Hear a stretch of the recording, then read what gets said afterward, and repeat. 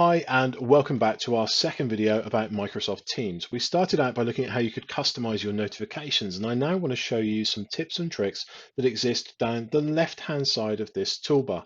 We're going to start with the activity feed. The activity feed is a great place for understanding what's going on in your organization. You'll see here that I have messages that align to different activities that my colleagues have done. This mentioning system is something I'll show you in just a moment, and we have replies and reactions and things like that too. Now, it's the at mentioning tool that's really important. You remember in the first section we talked about how you could customize your notifications. Well, there was a term called banner, there was a term called email, and there's a term for feed. The email is pretty straightforward. The banner is when you get a pop-up just in your corner, and you have this feed as well. This is where your feed lives, and you can customize the feed between your own activity so you can see just what was related to you, and also to have wider activity as well.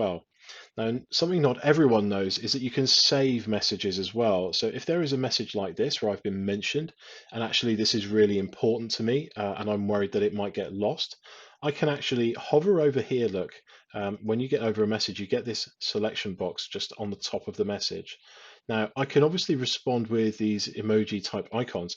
I can also click the dots here and I can save this message. I've got some other tricks here too, and I might come back to those later. But for now, I'm going to save this message. Now, you remember from the first video, I showed you by clicking your profile button and selecting saved messages, you would get back to those messages that you've saved. And it's a really handy way for keeping track of those messages if you're slightly concerned that you might lose them.